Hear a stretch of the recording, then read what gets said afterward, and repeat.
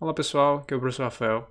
Nessa aula a gente vai ver um conceito bastante importante de instanciação de módulos. Vocês devem lembrar na aula passada que eu tinha feito uma analogia que os módulos eram os blocos construtivos da linguagem Verilog. Mas melhorando um pouco essa analogia, na verdade os módulos eles são as formas dos blocos. Você pode pensar nos módulos que a gente definiu até agora como uma receita para criar os blocos. A partir dessa receita, a gente pode criar instâncias dos módulos, que esses sim vão ser os blocos base da minha solução. Vocês podem imaginar que se meu problema fosse construir aqui um muro, o módulo X ele seria a forma e cada um dos tijolos seria uma instância desse módulo X. A partir da mesma forma, eu posso construir vários tijolos e conectá-los para resolver um determinado problema, nesse caso aí construir um muro. Nessa aula a gente vai ver como é a sintaxe para criar essas instâncias e como conectar os módulos entre si para gerar um circuito mais complexo. Existem duas formas de instanciar um módulo, pela sequência das portas ou pelo nome das portas. Como a opção do nome é muito menos suscetível a erro, eu nem vou mencionar a opção de sequência e sugiro fortemente que vocês utilizem essa daqui. E a ideia aqui é muito simples, vou partir direto para o exemplo aqui que vocês vão entender rapidamente. Esse cara aqui que eu estou chamando de somador simples é uma instância do bloco somador que a gente definiu na última aula. Vou inclusive trazer ele aqui para cima para vocês relembrarem. Aqui está o código do somador. Lembra inclusive que a gente fez duas versões dele, uma com assign e a outra com always. E uma das grandes vantagens de utilizar a modularização é que você não precisa se preocupar em como está implementado lá dentro. Basta você conhecer a interface de entrada e saída e a lógica de funcionamento. Então a gente poderia escolher qualquer um desses dois aqui. Vou escolher esse do assign. Copiei ele aqui para o cantinho. Vamos só dar uma revisada. O nome desse módulo era somador, palavra-chave módulo terminando com endmódulo. E a lista de entradas e saídas eram A e B, entradas de 4 bits, e res é uma saída de 4 bits também. Já a lógica desse bloco se resume a um assign, onde res recebe a soma de A e B. Então, isso daqui é a receita de bolo para eu poder gerar blocos de somador de 4 bits. A partir dessa receita, eu posso gerar quantos blocos de somador eu quiser e posso conectá-los também da forma que eu quiser.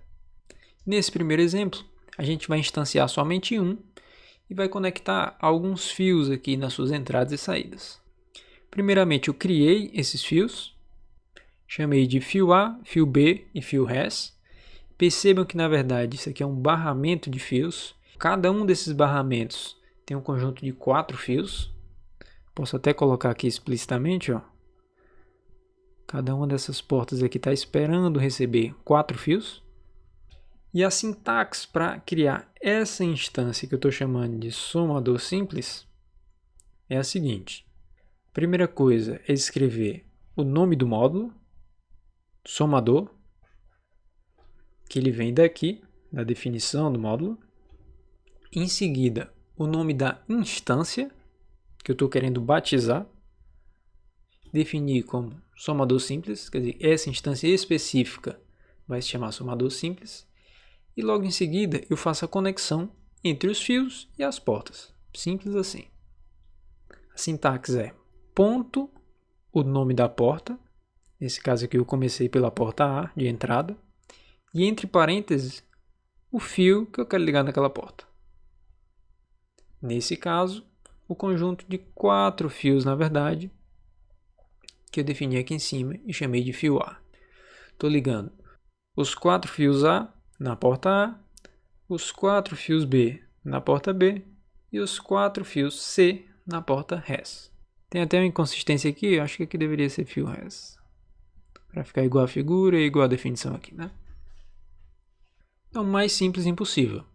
Para criar uma instância de um determinado módulo é nome do módulo, pá, nome da instância, pá, e conectar os fios a determinada porta ponto, o nome da porta, entre parênteses, o fio que eu quero ligar naquela porta. Uma vez que eu fiz isso, agora esses fios eu posso utilizar para ligar em outros módulos. Digamos que eu tivesse um outro somador desse aqui, com A, B e Res aqui, poderia ligar isso aqui, por exemplo. Já estava na hora de instanciar isso aqui. Vou fazer ponto res e entre parênteses fio P. E assim por diante. Eu posso fazer a combinação que eu quiser aqui, ligando os fios em outros somadores, em outros circuitos de books ou contadores. Tudo vai depender da minha lógica do projeto.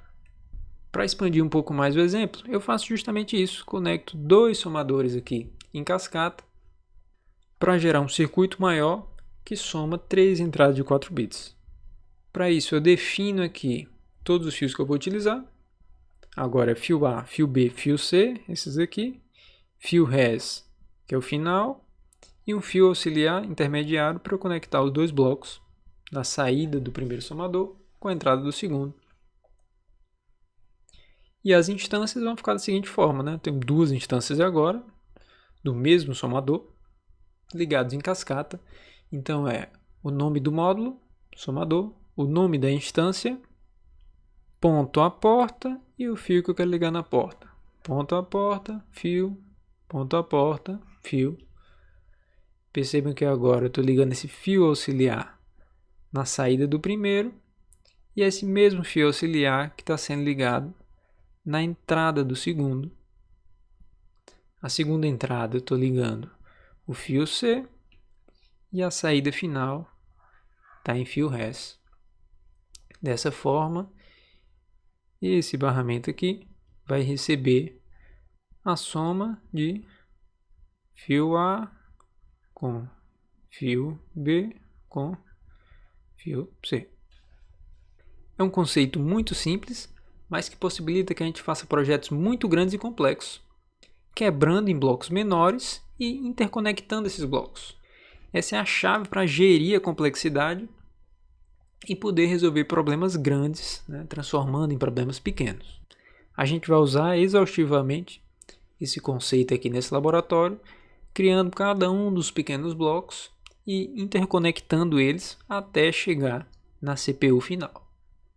O último detalhe aqui é com relação aos tipos possíveis nessas interconexões.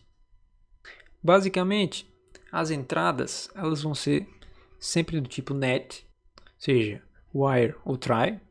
Os in-outs, tipo NET também. Já os outputs, eles podem ser do tipo NET ou do tipo verbal, tipo reg, né? Ou seja, quando você estiver definindo os módulos, voltando aqui, vai ser sempre input wire. Já os outputs, eles podem ser output wire ou output reg. Lembrando que quando eu não coloco nada, né, por default é wire. Então esses dois aqui eles são wires. Mas como a gente viu, se eu estivesse usando um always aqui, esse aqui ia precisar virar um output reg. Então entradas são sempre wire, saídas elas podem ser wire ou reg. Já os fios que eu estou conectando nessas portas seguem uma lógica parecida.